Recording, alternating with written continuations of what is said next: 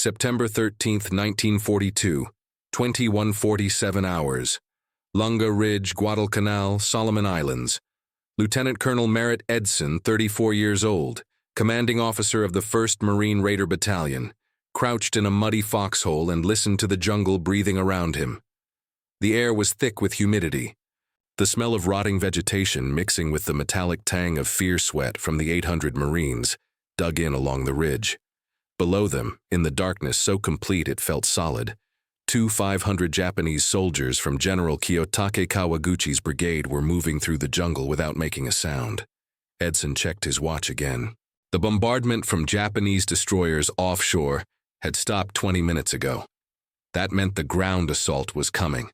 What he didn't know, what none of his Marines knew, was that they were about to face a nightmare that would redefine everything they thought they understood about jungle warfare. The Japanese weren't just attacking, they were hunting.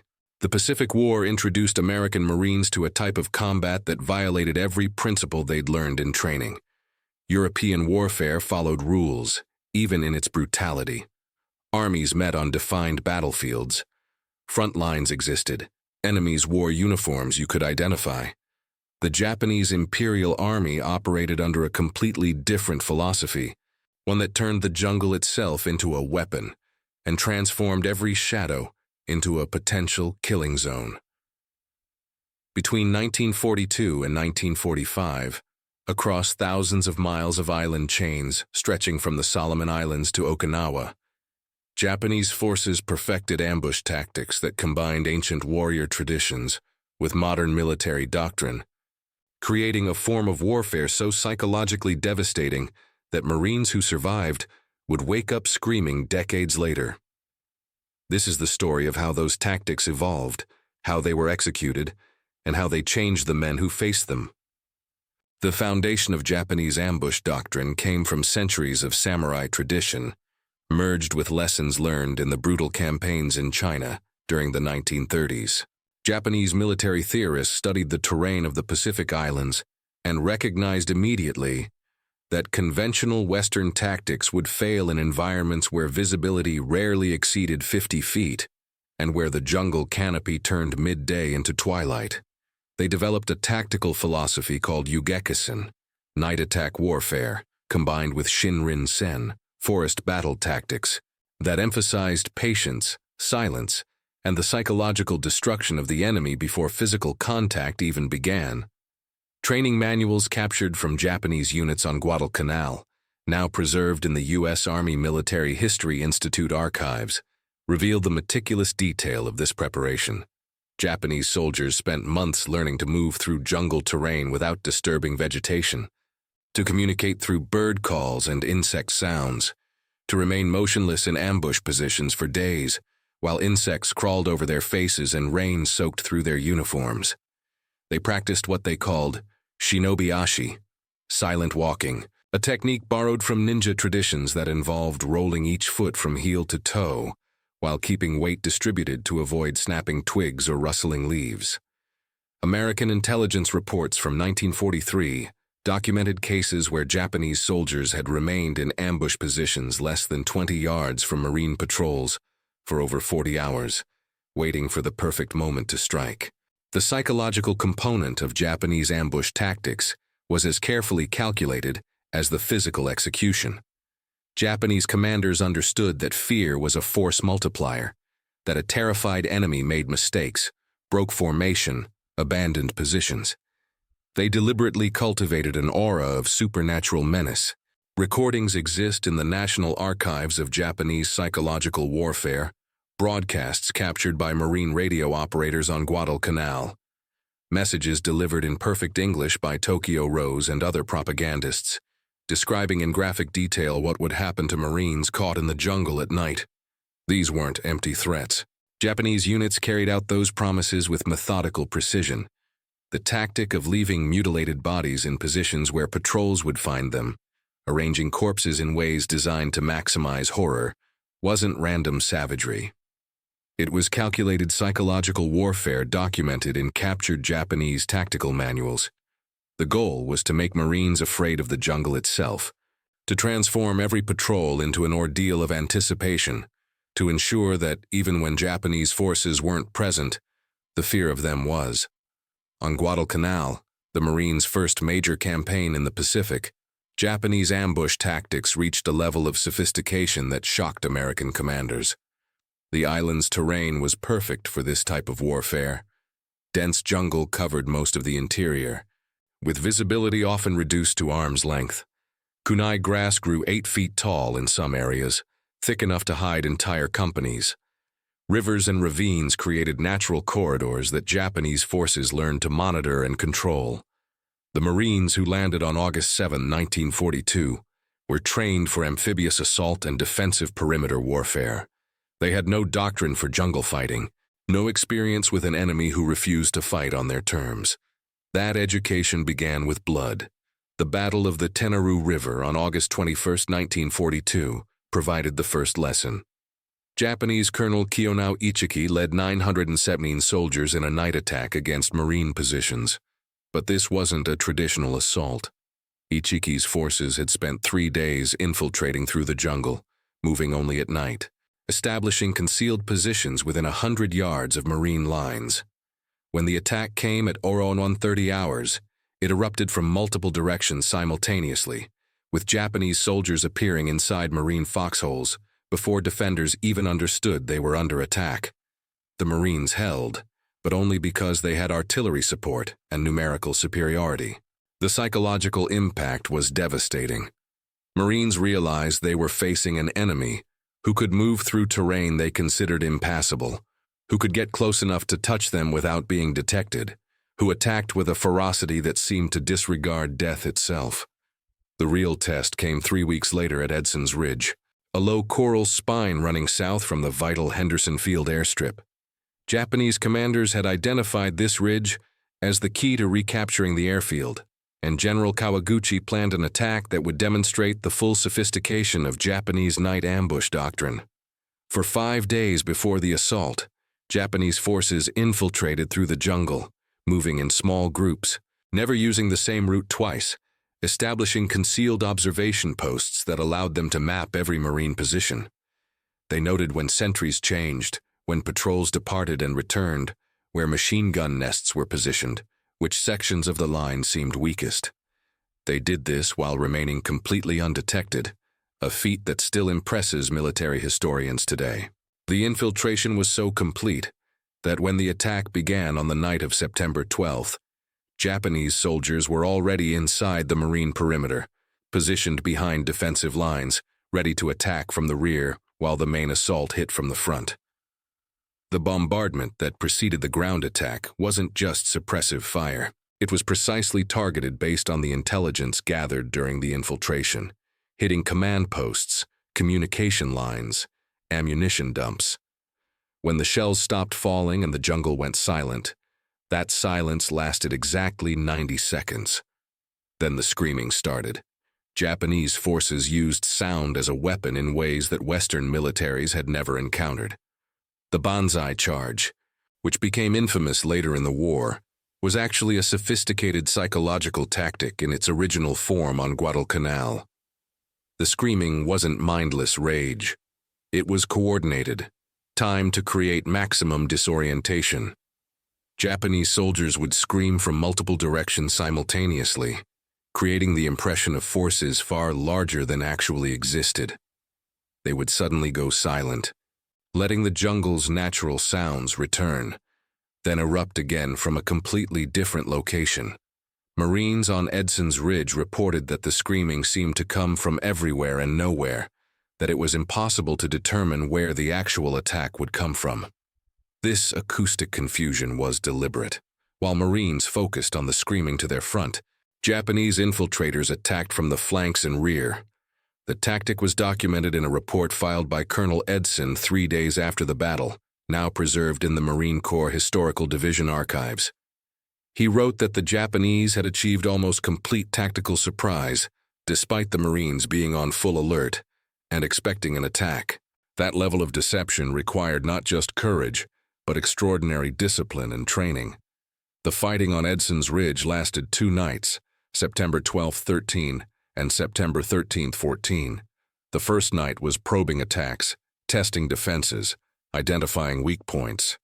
The second night was the main assault, and it nearly succeeded. Japanese forces broke through the Marine lines in multiple locations, reaching positions within 50 yards of the ridge's crest. Hand-to-hand combat erupted across the entire position. Marines fought with bayonets, knives, entrenching tools, fists. The darkness was so complete that men couldn't distinguish friend from enemy, except by touch and sound. Japanese soldiers had trained for this type of combat, practicing techniques for killing silently in close quarters.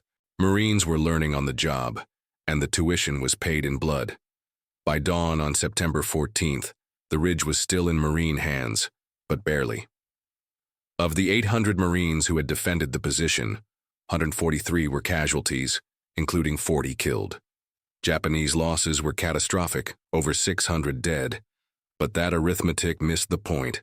The Japanese had come within yards of capturing the ridge and the airfield beyond.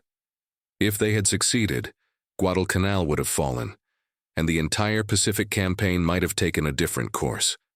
The Marines had won, but they'd learned that victory against this enemy, in this terrain, would never be easy or cheap. If you want to discover how a single night of terror on a jungle ridge changed American tactics for the rest of the war, please leave your like on this video. This helps us share more forgotten stories like this one, and subscribe to the channel if you haven't already, so you don't miss the next episodes. The lessons from Guadalcanal spread through the Marine Corps like wildfire. Training programs were completely overhauled. New doctrine emphasized night fighting, jungle navigation, small unit tactics. But Japanese forces were also learning, adapting their ambush techniques based on what had worked and what hadn't. By the time Marines landed on Tarawa in November 1943, Japanese defensive doctrine had evolved into something even more lethal. The island of Betio, the main objective of the Tarawa operation, was a coral atoll barely 2 miles long and 800 yards wide at its widest point. There was no jungle to provide concealment, no terrain features to hide behind. Japanese commanders, led by Rear Admiral Keiji Shibasaki, adapted their ambush tactics to this environment by turning the island itself into a trap.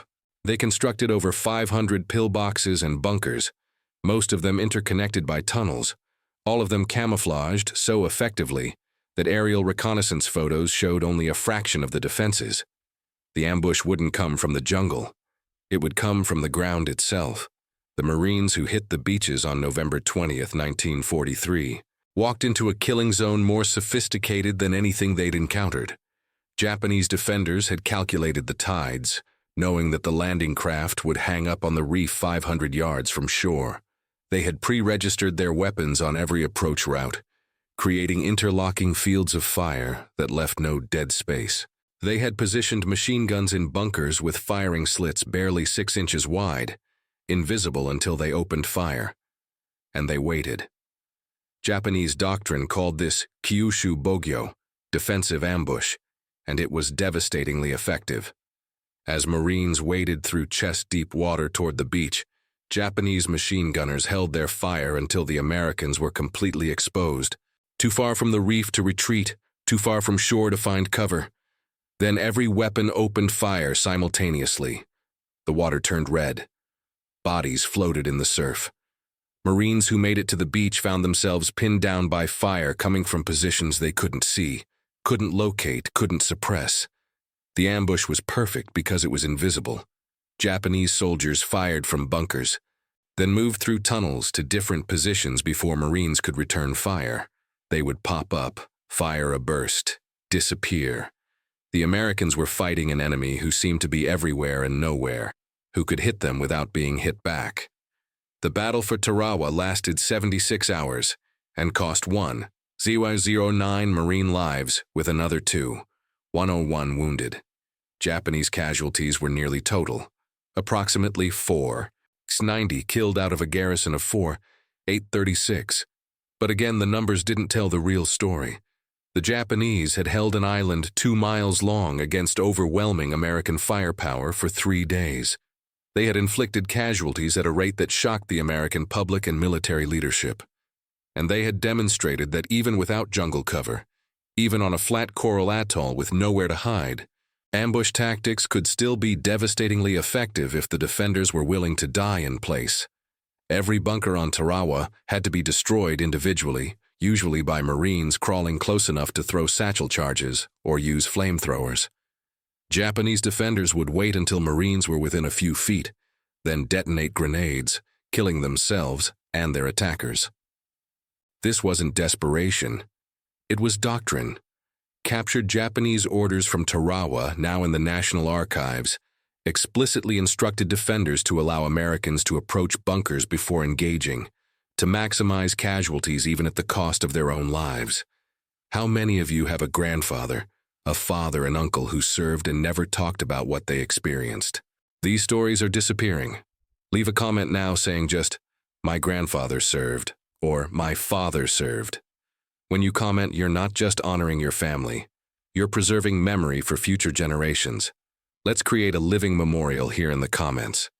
The campaign moved north through the Pacific, and Japanese ambush tactics continued to evolve. On Peleliu in September 1944, Colonel Kunio Nakagawa created a defensive system that military historians still study today. Peleliu was a coral island honeycombed with natural caves, and Nakagawa turned those caves into the most sophisticated ambush network of the war. He abandoned the beach defenses that had failed at Tarawa and instead positioned his forces inland, in the coral ridges that dominated the island. The caves were connected by tunnels, some of them running hundreds of yards, all of them equipped with multiple entrances and exits. Japanese soldiers could move through this underground network completely hidden from American observation, appearing to attack from one direction, then vanishing and reappearing somewhere else entirely. It was guerrilla warfare taken underground, and it was brutally effective. The battle that was supposed to take 3 days lasted over 2 months. Marine casualties were staggering: 794 killed, and 010 wounded out of a landing force of 28, EU-00. The Japanese garrison of 900 was virtually annihilated, but they had achieved their objective of making the Americans pay in blood for every yard of ground. The ambush tactics on Peleliu were particularly terrifying because of the caves themselves.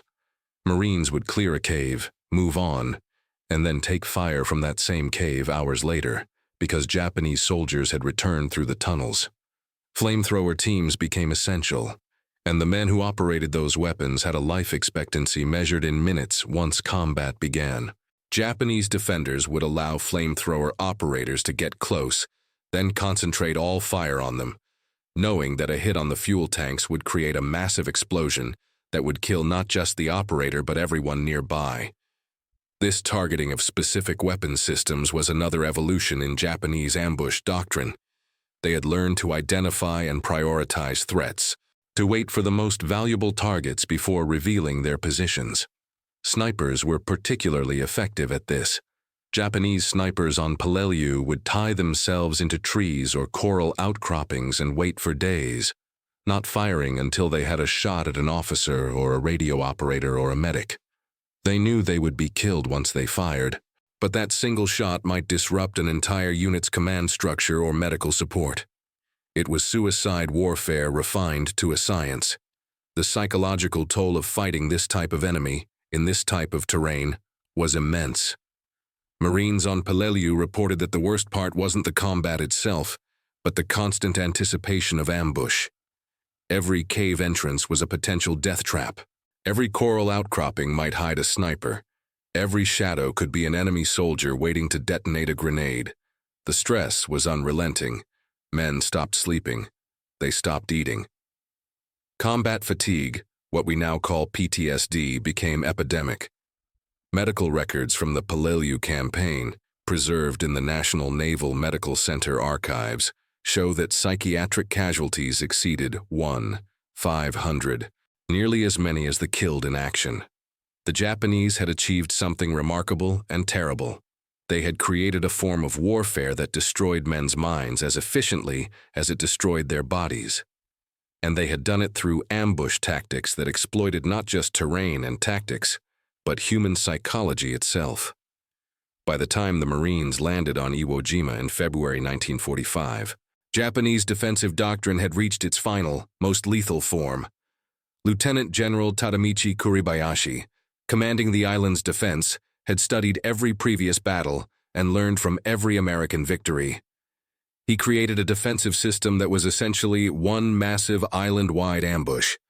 The 21 0 Japanese soldiers on Iwo Jima were positioned in over 11 miles of tunnels connecting 500 rooms carved into the volcanic rock. These weren't simple caves like on Peleliu. They were engineered fortifications with multiple levels, ventilation systems, hospitals, command centers, ammunition storage.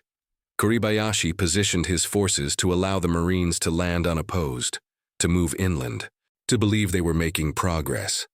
Then, when the Americans were fully committed, spread out across the island, the ambush would spring from every direction simultaneously. It was Guadalcanal's night attacks combined with Tarawa's invisible defenses and Peleliu's cave systems, all refined into a single, coherent defensive strategy designed to inflict maximum casualties. The battle for Iwo Jima lasted 36 days and became the only Pacific battle where American casualties exceeded Japanese casualties. The Marines suffered 6th, 821 killed, and 217 wounded. Japanese losses were approximately 18, 375 killed, with only 216 captured. The arithmetic was brutal and simple. Every Japanese soldier on the island killed or wounded more than one American before dying. Kuribayashi's ambush strategy worked exactly as designed. Marines would capture a position, consolidate, move forward, then take fire from the position they'd just cleared because Japanese soldiers had emerged from tunnels after the Americans passed. Artillery spotters hidden in Mount Suribachi's tunnels would call down precise fire on Marine formations, then disappear underground before counter-battery fire arrived. Machine gun nests would open fire, inflict casualties, then the guns would be pulled back into tunnels through small openings, making them nearly impossible to destroy.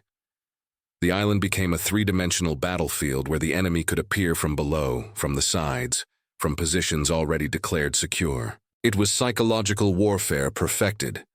Marines couldn't trust the ground they'd captured, couldn't believe any position was truly clear, couldn't rest even in supposedly safe areas. The stress broke men who had survived Guadalcanal, Tarawa, Peleliu. Combat veterans with years of experience found themselves paralyzed by fear, unable to function. The Japanese had achieved their ultimate goal, creating an environment where simply existing on the battlefield was traumatic. The final evolution of Japanese ambush tactics came on Okinawa, the last major battle of the Pacific War. Here, Japanese commanders combined everything they'd learned with a new element, the integration of civilian population into the defensive strategy. Okinawa was home to over 300 South-Zeran civilians, and Japanese forces used them, willingly or not, as part of their ambush network. Civilians were forced to dig tunnels, construct fortifications, serve as porters and laborers. Some were armed and integrated into combat units. Others were positioned in areas where their presence would complicate American operations, knowing that Marines would hesitate to fire on obvious civilians, creating opportunities for ambush. This was warfare stripped of any remaining honor, a recognition that Japan was losing, and that the only remaining objective was to make victory so costly that America might negotiate rather than invade the home islands. The ambush tactics on Okinawa were designed not to win, but to kill, to create casualties at a rate that would shock the American public and government. In this grim objective, they succeeded. The battle lasted 82 days, from April 1st to June 22, 1945. American casualties were catastrophic: 12, 520 killed, and 38, 916 wounded. Japanese military losses were approximately 77, 00 killed, but civilian casualties reached between 40, 00 and 150, 00, depending on which historical estimates you accept. The ambush tactics that had been refined over 3 years of island warfare had reached their logical, horrific conclusion. The specific tactics used on Okinawa demonstrated how much Japanese doctrine had evolved. Kamikaze attacks, both aerial and naval, were essentially ambushes carried out at sea, with suicide boats and planes hiding in coves and clouds before striking at American ships. On land, Japanese forces created what they called Hako Ichiu defense lines, layered defensive positions where each line was designed to ambush American forces that had broken through the previous line. Marines would assault a ridge, take it after brutal fighting, then discover that the real defenses were on the reverse slope, positioned to ambush them as they crested the ridge. Artillery was pre-registered on these killing zones. Machine guns were positioned to create crossfire. Tunnels allowed Japanese soldiers to reinforce threatened positions or evacuate before being overrun, then return to attack from the rear. It was combined arms ambush warfare. Every weapon system and tactical element coordinated to create maximum casualties. American forces adapted by using massive firepower, essentially destroying every position with artillery, naval gunfire, and airstrikes before infantry advanced. This worked, but it was slow, expensive, and it turned Okinawa into a moonscape of craters and rubble. The psychological impact on the Marines who fought there was profound. Many veterans of Okinawa later said it was worse than any previous battle because the enemy seemed infinite, because every yard gained cost lives, because there was no end to the ambushes, the tunnels, the hidden positions. The Japanese soldiers who executed these ambush tactics were products of a military culture that emphasized sacrifice, obedience, and contempt for surrender. Training for Japanese infantry was brutal by any standard, designed to break individualism and create soldiers who would follow orders without question, who would die without hesitation. Recruits were beaten regularly, starved, subjected to psychological abuse that would be considered torture by modern standards. This wasn't sadism, though it often became that. It was deliberate conditioning to create men who could lie in ambush positions for days without moving, who could wait until American soldiers were within arm's reach before attacking, who could detonate grenades against their own bodies to kill enemies. The concept of gyokusai, honorable death in battle, was drilled into every soldier from the moment they entered service. Surrender was not just discouraged, it was considered worse than death, a permanent stain on family honor that would last generations. This cultural conditioning made Japanese ambush tactics possible. Western soldiers, even highly trained ones, would eventually break under the stress of remaining motionless in ambush positions for extended periods. Japanese soldiers had been conditioned to endure, to wait, to strike only when ordered regardless of personal suffering. The Americans who faced these tactics were, in the early war years, completely unprepared. Marine training in 1941 and early 1942 focused on amphibious assault, marksmanship, and conventional infantry tactics. There was no jungle warfare school, no doctrine for fighting an enemy who refused to fight conventionally, no psychological preparation for the type of warfare they would encounter. That changed rapidly. By mid-1943, the Marine Corps had established jungle warfare training centers in places like Guadalcanal, and later in Hawaii and California. Marines learned to move silently, to use terrain for concealment, to fight at night. They learned to recognize signs of ambush, disturbed vegetation, unnatural silence, the smell of Japanese rations which had a distinctive odor. They learned to never follow the same route twice, to never establish predictable patterns, to treat every piece of terrain as potentially hostile. Most importantly, they learned to use firepower as a counter to ambush tactics. When ambushed, the doctrine became to immediately return massive fire in all directions, to call in artillery and air support, to use grenades and automatic weapons to suppress the ambush while maneuvering to flank it. This worked, but it required resources, ammunition, and support that weren't always available. And it required men to overcome the natural human response to ambush, which is to freeze or flee, and instead to attack toward the source of fire. The evolution of American counter-ambush tactics is a story of adaptation under fire, of lessons learned through blood and passed on to the next wave of Marines landing on the next island. Flamethrowers became essential for clearing bunkers and caves, their psychological impact on Japanese defenders almost as important as their physical destructiveness.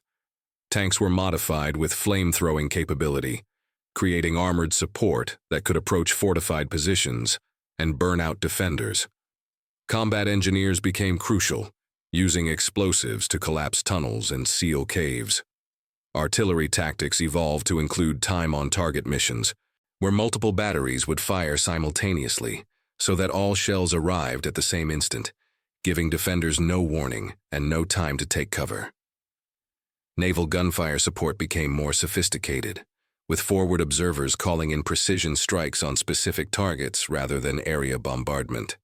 Air support evolved from strategic bombing to close air support, with Marine Corsair fighters making low-level runs to drop napalm and high explosives on positions sometimes only 100 yards from friendly forces. All of these adaptations were responses to Japanese ambush tactics, attempts to counter an enemy who had turned the battlefield itself into a weapon. The cost of this adaptation was measured in lives and minds. The Marines who fought through the Pacific campaigns were volunteers, men who had enlisted or been drafted and then volunteered specifically for the Marine Corps. They were, on average, younger than soldiers in other services, many of them teenagers. They were trained to be aggressive, to close with the enemy, to take ground and hold it. This aggressive doctrine served them well in many ways, but it also meant they bore the brunt of Japanese ambush tactics. Every island campaign saw Marines walking into ambushes, taking casualties, learning through experience what their training couldn't teach them. The survival rate for Marine infantry in the Pacific was lower than for any other American combat unit in any theater of World War II. Of the approximately 485, the Ryōzero Marines who served in the Pacific, over 19 Ryōzero were killed in action, and another 67 Ryōzero wounded. But these numbers don't capture the psychological casualties, the men who survived physically but were destroyed mentally by the constant stress of expecting ambush, of watching friends die in sudden eruptions of violence, of never feeling safe even in supposedly secure areas. Post-war studies of Pacific War veterans showed rates of what we now call PTSD far higher than in European theater veterans, and the primary cause was identified as the nature of Japanese ambush tactics, the constant uncertainty, the inability to ever truly relax. The Japanese perspective on these tactics is documented in captured diaries, letters, and post-war interviews with the small number of soldiers who survived and were willing to talk. What emerges is a picture of men who believed they were fighting for their emperor, their families, their nation's survival. They saw the ambush tactics not as dishonorable or cowardly, but as the only rational response to American material superiority. Japanese soldiers knew they couldn't match American firepower, couldn't win in conventional battles where artillery and air power dominated. Ambush tactics, fighting from concealment, striking at vulnerable moments, these were ways to level the battlefield, to make American advantages less decisive. The willingness to die in place, to turn defensive positions into tombs, came from a genuine belief that their deaths would serve a greater purpose, that each American casualty inflicted would bring Japan closer to a negotiated peace that would preserve the emperor and the nation. This wasn't fanaticism in the sense of mindless rage. It was calculated sacrifice based on a strategic assessment that Japan could not win, but might avoid total defeat if American casualties became unbearable. The ambush tactics were the military expression of this strategy, and they nearly worked. By the summer of 1945, American military planners were projecting casualties for an invasion of the Japanese home islands that ranged from 400 to over 1 million. Those projections were based directly on the casualty rates from island battles, where Japanese ambush tactics had been most effective. The decision to use atomic weapons was influenced by these projections, by the recognition that continuing the island-by-island campaign would result in casualties that the American public might not accept. The legacy of Japanese ambush tactics in the Pacific extends far beyond World War II. The lessons learned influenced American military doctrine for decades. The Vietnam War saw American forces facing an enemy that used many of the same tactics: ambushes from concealed positions, tunnels, booby traps, psychological warfare. The American response, massive firepower and search-and-destroy missions, was directly descended from tactics developed in the Pacific. The emphasis on night vision equipment, on sensors and surveillance technology, on helicopter mobility to avoid predictable ground routes, all of these came from trying to counter ambush tactics. Modern counterinsurgency doctrine, the tactics used in Iraq and Afghanistan, still reflects lessons from the Pacific. The recognition that the enemy gets a vote, that superior firepower doesn't guarantee victory, that psychological factors matter as much as physical ones. These insights were purchased with marine blood on islands whose names most Americans have forgotten. Guadalcanal, Tarawa, Peleliu, Iwo Jima, Okinawa. These weren't just battles. They were laboratories where modern warfare was invented, where the tactics of the 21st century were forged in the crucible of the 20th. The individual stories of Marines who survived these ambushes reveal the human cost in ways that statistics cannot. Private First Class Eugene Sledge, who fought on Peleliu and Okinawa, and later wrote one of the most powerful memoirs of the Pacific War, described the constant fear of ambush as worse than combat itself. He wrote about the sound of rain on his helmet at night, how it masked the sound of Japanese soldiers moving, how every raindrop might be covering the approach of an enemy with a knife. He described the smell of death that permeated everything, the bodies that couldn't be recovered from no man's land, the knowledge that the jungle and caves were full of Japanese soldiers waiting for the perfect moment to strike.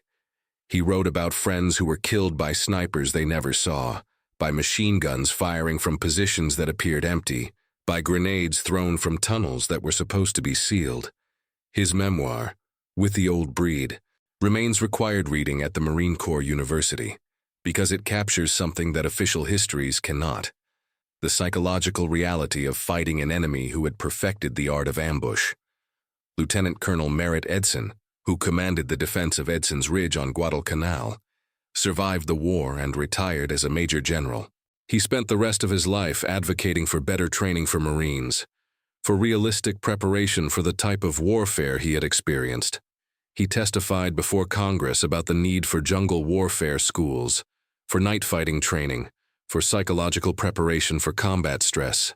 He argued that the casualties on Guadalcanal had been higher than necessary, because Marines had been sent into combat without proper preparation for Japanese tactics. His advocacy led to significant changes in Marine training doctrine, changes that saved lives in later campaigns. But Edson himself never fully recovered from Guadalcanal. He suffered from what we would now recognize as PTSD, nightmares and anxiety that plagued him until his death in 1955. The official cause of death was listed as suicide, though his family disputed this. Whether or not that determination was accurate, the fact remains that Merritt Edson, who had faced down a Japanese brigade in the jungle darkness and held his position through 2 nights of terror, was ultimately destroyed by the memory of that experience. He was far from alone. Thousands of Marines who survived the Pacific carried psychological scars that never healed, wounds inflicted not by bullets or shrapnel, but by the constant stress of facing an enemy who could be anywhere, who struck from nowhere, who turned every moment into potential ambush. The Japanese soldiers who executed these tactics also paid a terrible price. Of the approximately 2-3 million Japanese military personnel who served in the Pacific Theater, over 174 million were killed, a casualty rate of over 75%. For combat infantry, the rate was even higher, approaching 90%. These men knew they were going to die. The ambush tactics they employed were not designed for their survival, but for inflicting maximum casualties before their inevitable deaths. Letters and diaries recovered from Japanese positions reveal men who were terrified, hungry, sick, but who continued to fight because they believed they had no choice. Some wrote about their desire to return home, to see families they knew they would never see again. Others wrote about their determination to take as many Americans with them as possible, to make their deaths meaningful. A few expressed doubt about the war, about whether the sacrifices were justified, but these doubts were always followed by reaffirmations of duty, of obligation to comrades and emperor. The psychological conditioning that made Japanese ambush tactics possible also trapped these men in a system that demanded their deaths. Surrender was not an option, not because they would be shot by their own officers, though that sometimes happened, but because they had been conditioned to believe that surrender was a fate worse than death. This conditioning was so effective that Japanese soldiers continued to fight on some Pacific islands for years after the war ended, hiding in jungles and caves, carrying out ambushes against imagined enemies, because they could not accept that the war was over and that surrender was possible. The story of Japanese ambush tactics in the Pacific is ultimately a story about the nature of war itself, about what happens when military necessity collides with human psychology, when tactical innovation meets cultural conditioning, when desperation drives men to perfect the art of killing from concealment.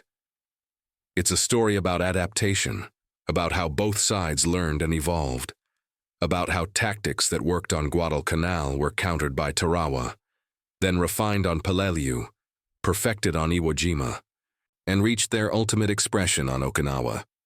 It's a story about courage on both sides, about Marines who walked into ambushes knowing they might die but doing it anyway because their brothers needed them, and about Japanese soldiers who waited in darkness for enemies they knew would eventually kill them, but who struck anyway because duty demanded it.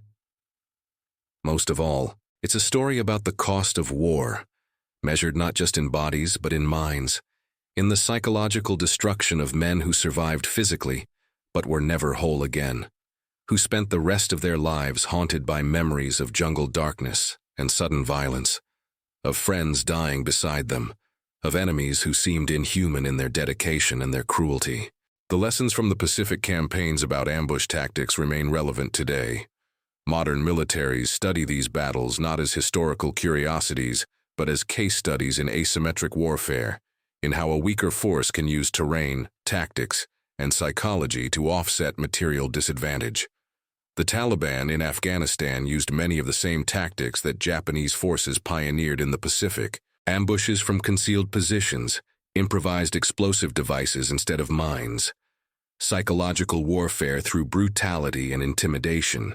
The American response: heavy reliance on air power and artillery, avoidance of predictable patterns, emphasis on intelligence and surveillance. All of these trace their lineage back to the Pacific. The recognition that you cannot defeat an enemy who is willing to die, that you can only make the cost of their resistance higher than they are willing to pay. This brutal calculus was learned on Pacific Islands 80 years ago. The understanding that terrain matters, that the side that knows the ground and uses it effectively has an enormous advantage, that ambush tactics can neutralize technological superiority. These insights were purchased with American blood and Japanese lives in battles that most people today have never heard of. The Marines who fought through these campaigns, who survived the ambushes and the terror and the constant stress, came home to a country that celebrated their victory, but could never truly understand what they had experienced. They had faced an enemy who fought with a ferocity and dedication that seemed inhuman, who had turned warfare into something primal and terrifying. They had learned to kill efficiently, to suppress their fear, to function in conditions of extreme stress. These skills served them well in combat, but made peacetime adjustment difficult. Many struggled with civilian life, with jobs that seemed meaningless after combat, with relationships that couldn't bridge the gap between their experience and the normal world. Some,